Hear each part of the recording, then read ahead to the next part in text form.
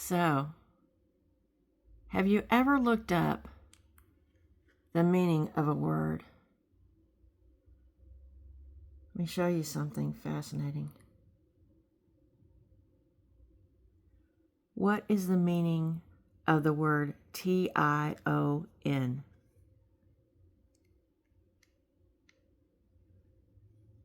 If you've ever looked it up, it's the most amazing thing. Usually she reads it for me. Let's see. What is the meaning of the word T-I-O-N? Shin. It means forming nouns of action, condition, etc. I looked this up and it said the most amazing thing on this phone specifically. See if I can do this at the same time. But it means action.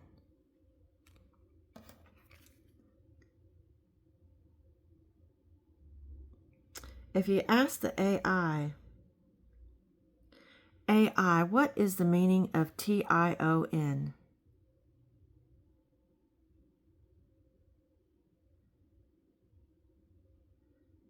It says, the suffix T-I-O-N is used to form nouns that generally mean the action, process, state, or result of the related verb. The result of the related verb. Action or process, the most common meaning is the act of doing something or a process. Example, the verb, the noun action, the act of doing something. Let's see. What else does it say? State or condition. It can also indicate the state or condition. Example, the adjective contrite becomes the noun contrition, a state of sorrow for sin. Result. It can denote the outcome or result of an action. Example, the verb create becomes the noun creation, the result of creating something. When I woke up this morning, the Spirit said you should really look at the word revelation. God has shown me the word JeRUSalem. It's Jesus, are us. And Alam means world leader. My name is Robin, are us, the U.S. And yet, the bride and the Spirit together is one. So I just told you what the word shun means, I-O-N. It means action or result of. And he said, Robin, you should really, really look at the word revelation. I've had Spanish class. Law means the in Spanish. The action. The sin. Referencing the garden, right? Maybe. The result of it. Or the redemption of it. The judgment of it. The account of it. Eve. Eve, I am Eve, the woman from Revelations 12. You know, most pastors focus on Revelations being a revealing of the King of Kings and Lord of Lords on this earth, of God on this earth. But it's more than that. It's more than that. It's more than that. It's judgment. It's a harvest. It's a revelation of who Eve is and Adam, what we have become, who we were in the garden, Eve and Adam, the woman, a revelation of Satan. He's there in the garden. The angels, what's happened, what took place, who was, who is at the time, Mary, what's left, stabbed in the heart, in the soul, not in the flesh, but in the soul, still living. And Jesus crucified on the cross for all sin. And then who we become, working our way backwards. The book, it says as it is in the time of Noah, it's because we're working our way back in. We're working back our way back into the garden.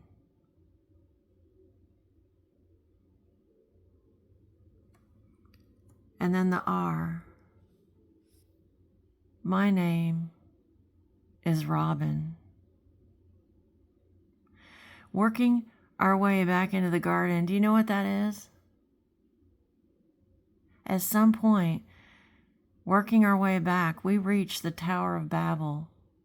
We're already in it. How many languages are there in the world? So many. They say music is the universal language, and I'm sure in science they say zeros and ones is the universal language. But actually, zeros and ones, they're different forms in other countries, right? The one world language, only one person can rule this world. And there'll be one language, and it'll be English. Because if you take Hebrew, does Hebrew spell this out?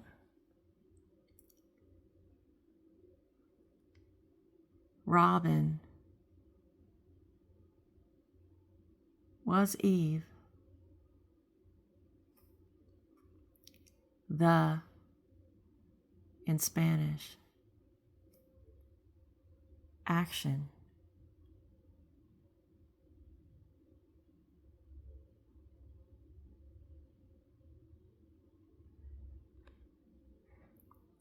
The Spirit has given me all the gifts, and I'm a prophetess in the order of Melchizedek.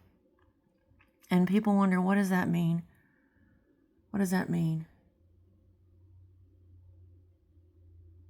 The one person that's in charge of the temple once a year, the high priest will go into a room, the inner chamber, and there's this menorah, and it has these letters on it, and there's this crystal on his shoulder that the light will shine on specific letters, and it tells the man, it's a conversation with the Spirit. God does that with me. But he doesn't do it with a crystal. He does it with my eyes. He does whole words, whole sentences, where he just has my eyes focus on the words that he needs me to hear. He takes control. I just give him control of my entire being. And before I made this video, because it's not about me, it's about Jesus, it's about salvation. And it's more than that. The revelation is about the revealing of God's word and that it is true. And you know what he did? Because I wasn't sure. It's not about me. It never was. It's about God keeping his word, keeping his covenant. And he said this, my eyes were stuck to this word when I asked him in the Spirit, am I really making this? Do you really want me to make this video? And I couldn't move my eyes from this word. He directs my every movement. And now he's giving me the word this word here. Holy. It's another name.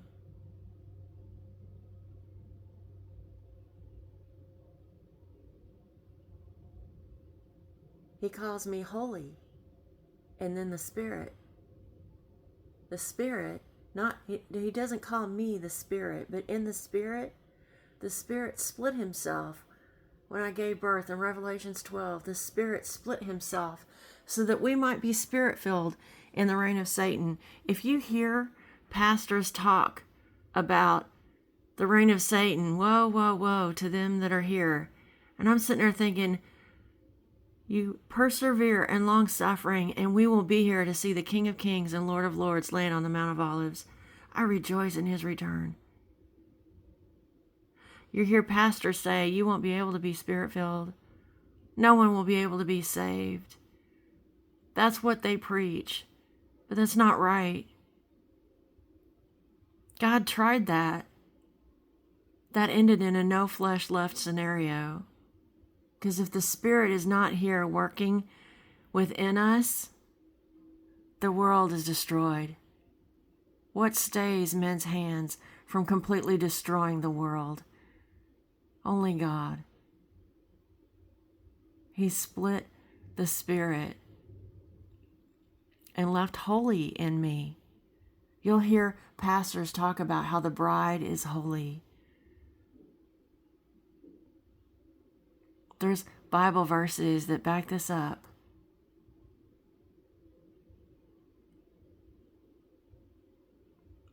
Holy, holy is the bride. Living water.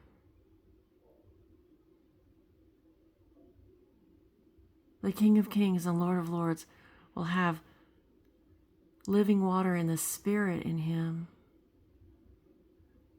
You know, it says be baptized in actual water and be baptized in the Spirit. The Spirit, the bride and the groom, I have living spiritual water in me.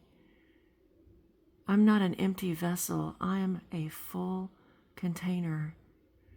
The Spirit goes out into the world. I feel it when people pray on Sunday. He says rest. Sunday is a day of rest. I rest on Sunday. I need to sleep because the Spirit flows out of my body and I am tired. And it's biblical in the Bible, the woman whose faith, when she touched the bleeding issue, when she touched Jesus, the hem of his garment, and he felt the Spirit flow out of him. And he was upset because he felt like it was something taken from him. And it makes you very tired. But what a wonderful thing to be laying in rest. To know that others are Spirit-filled. And in time, scientists will come up with an actual living water for our physical forms. They're working on that now, healing. Some of the research they're doing on stem cells is incredible. You know, they have this, there's this fungus, you'll read, it's awful. You can get it in a pool. It's like this green mold. No, it's not a mold, it's a fungus. And if it attaches or gets caught in a damaged toenail, it'll grow a whole nother toenail underneath your current toenail until it falls off. And you have to take some antifungal creams, or sometimes it's an oral, like an antibiotic, but it's an antifungal. They have a laser they use. Sometimes they just have to completely remove the toenail. It's horrible. But you know what that fungus does? It attaches itself and grows on the blood vessels, blood cells, on the damaged tissue, and it grows a new nail, but it grows it wrong and all messed up. They're going to come up, they're going to figure out how to have something like this fungus that'll attach to your heart. And if you're stabbed in the heart, that fungus, they're trying to do it with stem cells. The stem cells will realize, oh no, I need to be a heart cell. And the heart will knit itself back together. And the rest of those stem cells will just turn into blood vessels and flow out. You will be able to grow a lung in your body. Living water. Is it stem cells? Is it a fungus? What is it? But there are things in science that are already doing that. And there are creatures that they lose body parts that get regrown. They will literally be able to regrow a heart in a human. And the liquid becomes more and more better. It's like they start out with different ones, and then eventually they figure out one that is so just brilliant that it can grow anything. Seek ye first the kingdom of God. And you know what I see now? It's the most amazing thing in this picture. This is what I see. Do you see that? Robin, the man of perdition, is on this earth. Those are eyes without a soul.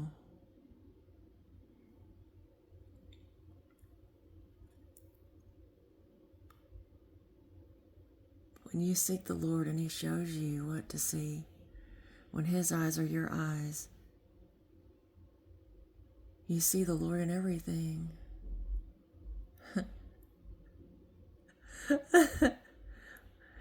Now he draws my eyes up and he says, and I'll see if I can, he says, oh, oh, oh, oh, such love. He says, Robin, it's a ring. A ring for my beloved. And then he shows me this. The next one he shows me, he just showed me, wait, it's the eye. Robin, you're the little eye. I love him so much. In my writings, that's not my writings, that's just it. He tells me what to put down in everything I write. And I'm so humbled. I'm not God. I'm not God. Satan does all kinds of crazy stuff. There's so many men on this planet that Satan is tempted with, you're God. And I sit there and laugh. I just pull my panties open and just look down. Nope, God's male.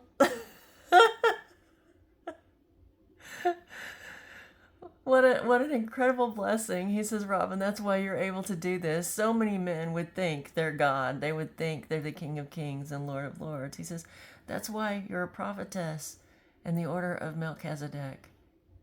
Because you're never going to try to replace God. You're not God. You're just not. And He's so wonderful. He's just so wonderful. He's so wonderful. He is so very wonderful. You'll think, Robin, where in the world did you see this? You know? And I'll show you this one more time. I'll show you this face. Right here. This isn't something that I made up or that's computer generated. Do you know what? This face right here in this photo, at this moment, I didn't do any of this. I just woke up. And I didn't even wake up. He woke me up. He woke me up. He woke me up this morning. He says, yes, I woke you up, honey. Let's look at what this is on my TV screen. Let's look. Look at that. I have to back up just to get it all in. Do you see this? It's David Suchet. I fell asleep listening to him. And the Lord wakes me up when He wants me to hear words. He literally wakes me up to hear His words being read when He wants to tell me something specific. I'll be having a dream or a vision, or what I would probably term as I just live it and He rewinds time.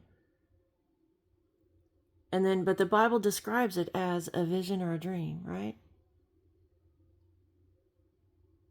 He gives me the word pause.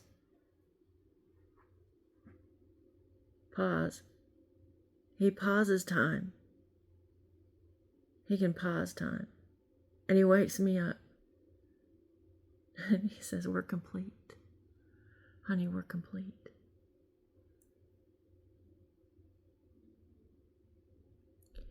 Oh, do you know what he's doing? He's talking to me right now. And he says, what he just said, do you see this? This is the Spirit talking to me in this moment. He says, Robin, the video paused right when I wanted it to. It paused right when I wanted it to. And I woke you up to make this video, to say these words. And I'm confirming you. Do you know why? He put my vision to see that. The revelation. That's the revelation. He said, I wanted you to wake up, make this video just like this. He controls everything, right down to when the person took this photo to have this image.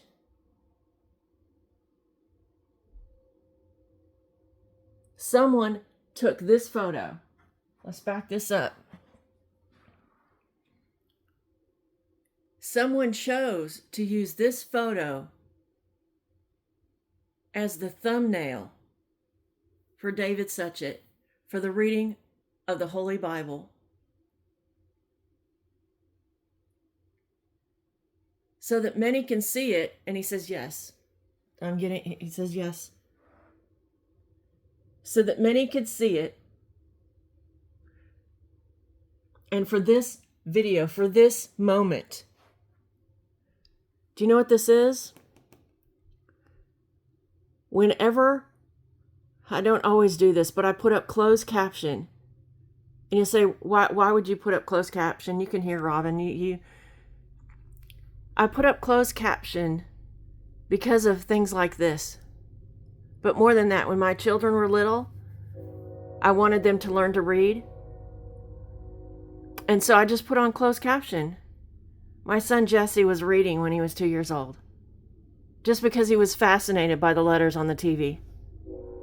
And people were saying it. And I just put it on by habit. Until he had me start. I would hear him and say, pause this. You need to read this. Pause this. You need to hear this. But here's how perfect he is. I did not have anything to do with this. This whole situation, this whole video. Do you see what this is? This is YouTube pausing this because I fell asleep and wondering, hey, are you still awake? Are you still watching this? Do we need to keep playing this? Because I'm paying people for the stuff that's being played on YouTube. So if you're not actually here, we're going to pause it, right? And you have to click the little yes. This is how perfect God has everything planned. Everything. I always refer to the King James Bible. This one, I love David Suchet. I love Poirot. They're murder mysteries, British murder mysteries, written by Agatha Christie, and he played Poirot in all of them. And I just love his voice. If he read the King James version, I'd be listening to that instead. But this is it. I always refer to the King James version as a reference to double check.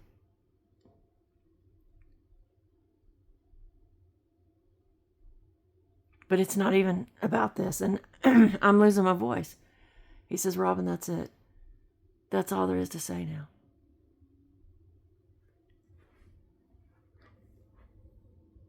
And he just said yes. I didn't do anything. I am nothing. I'm nothing. I didn't do anything. God does it all. God does it all.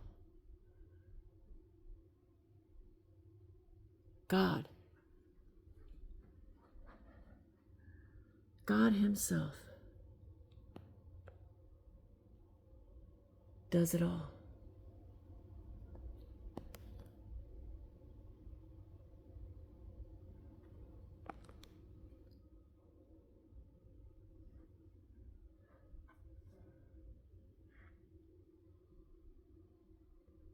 He gives me this letter U.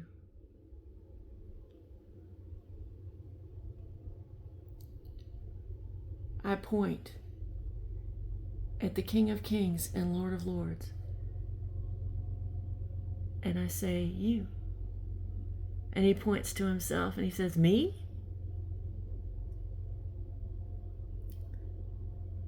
There's this Lionel Richie song. Say you, say me. Say it for always. That's the way it should be. Say you, say me. Say it together, naturally. I had a dream. I had an awesome dream.